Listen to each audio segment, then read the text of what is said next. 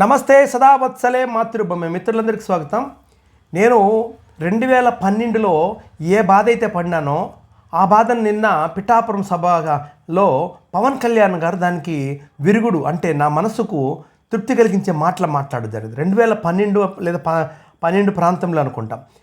అసదుద్దీన్ ఓవైసీ అనేటువంటి వ్యక్తి నిర్మల్ కేంద్రంగానే 15 నిమిషాల సమయం ఇస్తే హిందువులందరినీ చంపేస్తాను అన్న మాటలు మాట్లాడినప్పుడు ఈ రాష్ట్రంలో ఆనాడు సంయుక్త ఆంధ్రప్రదేశ్ రాష్ట్రంలో ఒక్కడు తప్ప ఎవ్వరూ మాట్లాడలేదు.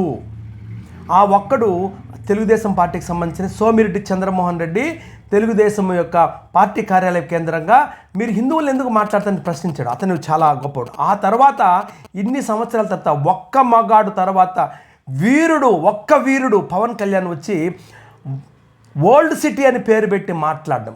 నేను ఇంక చెప్తాను పవన్ కళ్యాణ్ గారికి, ముసుగులు వద్దు, తీసి మాట్లాడండి. ఇది హిందువుల యొక్క జీవన మరణ సమస్య. పవన్ కళ్యాణ్ గారు, మీరు అందరికీ తెలుసు, మీరేమి దాచిపెట్టాల్సిన అసలు అసదుద్దీన్ ఓవైసీ తర్వాత అక్బరుద్దీన్ ఓవైసీ అయితే 15 నిమిషాల సమయం ఇస్తే చంపేస్తానని మాట్లాడితే అసదుద్దీన్ ఓవైసీ బతుకమ్మని గోల్బాజ్ అని మాట్లాడి ఎంత అవహేళన చేశాడంటే తెలంగాణ ప్రజానికాన్ని అంత అవహేళన చేశాడు. సిగ్గు లేకుండా ఇంకా కొంతమంది రాజకీయ నాయకులు వాళ్ళకి వంతులు వాడుతున్నారు. ఆ పార్టీ కానీ ఈ పార్టీ కానీ ఈరోజు పిఠాపురం కేంద్రంగా ఆ ఇద్దరిని ఎండగట్టినటువంటి విషయాలు పరంగా పవన్ కళ్యాణ్ గారికి నేను పూర్తిగా పాదాభివందనం చేస్తున్నా. నేను 2012లో ప్రారంభించినటువంటి హిందూ చైతన్య ఉద్యమము ఈరోజు నాకు మనస్ఫూర్తిగా ఆనందం కలుగజేస్తుంది. హిందూ జాతీయవాదాన్ని మనం తీసుకొచ్చే పని చేస్తాం. మనము మన హిందువులను అవమానం చేస్తే ఎందుకు మాట్లాడకూడదు అనేటువంటి ప్రశ్న ఉదయించింది. అప్పుడు మాట్లాడడం మొదలుపెట్టింది. ఏమి వాళ్ళకేనా, హిందువులకు లేదా హక్కులు? భారత రాజ్యాంగం పనిచేయదా? చట్టం లేదా? ఆర్టికల్స్ పనిచేయవా? వాక్ స్వతంత్రం లేదా అన్న విషయాలతో నేను 2012 నుంచి పూర్తిగా దీన్ని ప్రయత్నం చేస్తూనే ఉన్నాను. ఈరోజు నాకు ఆనందంగా, మా హిందూ ఉపాధ్యాయ సమితి జాతీయ అధ్యక్షుడిగా నేను పూర్తిగా పవన్ కళ్యాణ్ గారికి మద్దతు ఇస్తున్నాం. ఏదైతే ఓవైసీ సోదరులకు ఇచ్చినటువంటి ఝలక్కు ఈరోజు షేక్ అవుతుంటుంది ఆ సమాజము. అంటే హిందువులను అవమానం చేయడమే మీరు దగ్గర తీసుకుంటారా? ఈ దేశంలో పుట్టి, ఈ దేశంలోనే పెరిగి, ఈ దేశంలోనే ఉంటూ హిందువులను అవమానం చేస్తే ఎంతకాలం చెల్లుబాటు ఉందని అడుగుతున్న దానికి సమాధానమే పవన్ కళ్యాణ్ యొక్క స్పీచ్. తర్వాత చాలా విషయాలు స్పష్టంగా ఆయన మాట్లాడడం జరిగింది. మిత్రులారా, నా వీడియో నచ్చినట్లయితే లైక్ చేయండి, షేర్ చేయండి, సబ్స్క్రైబ్ చేయండి. హిందూ జాతీయవాదం కోసం చేస్తున్న ఈ పోరాటంలో మీరందరూ సహకరించండి. నేను గొప్పగా చెప్పగలుగుతాను, ఈరోజు రాష్ట్ర వ్యాప్తంగా హిందూ చైతన్య ఉద్యమంలో నా వంతు పాత్ర కూడా ఉందనే విషయాన్ని నేను గర్వంగా చెప్తున్నాను. అది ఆనాడు జరిగినటువంటి నా హృదయ స్పందన, హృదయ శల్యము, నా హృదయంలో గుచ్చుకున్నటువంటి గాయానికి ప్రతీక, దాని ప్రతీకారమే. ఇక ఆయన మాట్లాడడానికి రామతీర్థం విషయాన్ని ప్రకటింపజేశాడు. రామతీర్థ విషయాన్ని గురించి చెప్పాడు.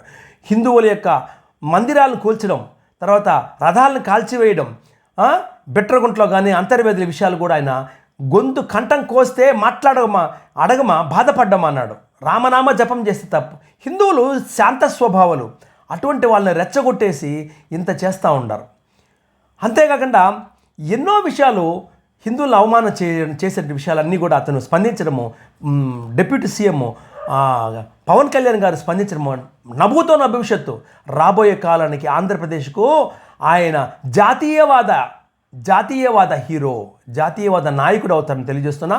వారికి మా హిందూ ఉపాధ్యాయ సమితి తరపున పూర్తిగా 100% మద్దతు ఇస్తున్నాం. జాతీయవాదం అంటే అందరూ కలుపుకొని వెళ్ళడమే, ఒకరిని తొక్కివేయడం కాదు. అది విషయాలు తెలియజేస్తున్నాం. ఇక స్టాలిన్ కూడా అద్భుతమైనటువంటి కౌంటర్లు ఇవ్వడం జరిగింది. జనసేన పార్టీ దానికి హిందీలో దాన్ని రాయడం అనేది కూడా అది దిమ్మ తిరిగిపోయేటువంటి విషయం అన్నమాట. దేశానికి సంబంధించినటువంటి ప్రాంతీయతత్వాన్ని రెచ్చగొట్టి ఇక్కడ ముక్కలు చేయాలనేటువంటి పరిస్థితి నుంచి ఆయన పక్కకు తెప్పించడం జరిగింది. అతను ఒక మాట చెప్పాడు, మీ తమిళ సినిమాలు హిందీలో డబ్బింగ్ చేసుకొని డబ్బులు సంపాదిస్తారు, హిందీ భాష వద్దండి. ఇది అద్భుతమైన విషయం. కాబట్టి మిత్రులారా, పవన్ కళ్యాణ్ గారు జాతీయవాదం కోసము రాష్ట్రంలో ఉద్భవిస్తున్నటువంటి ఒక ప్రబలతార. ఈరోజు కొన్ని కారణాల వల్ల కొన్ని విషయాలు అతను స్పందించకపోయి ఉండవచ్చు, కానీ ముఖ్యంగా కొండ బద్దలు కొట్టి మాట్లాడేటువంటి విషయాల్లో ఆయన స్పష్టంగా ఓవైసీ బ్రదర్స్కి ఇచ్చినటువంటి కౌంటర్తో పూర్తిగా తెలిసిపోయింది. రామతీర్థం విషయంలో కానీ, రథాల విషయంలో కానీ, లక్ష్మీ దేవతలను అవమానం చేసేటువంటి విషయాల్లో కూడా స్పందించిన తీరు నభూతో భవిష్యత్తు. ఆంధ్రప్రదేశ్లో మరో హైందవ విప్లవానికి, హిందూ జాతీయవాద విప్లవానికి నాయకత్వం వహిస్తాడని నేను అనుకుంటున్నా. భారత్ మాతాకి జై, జై శ్రీరామ్.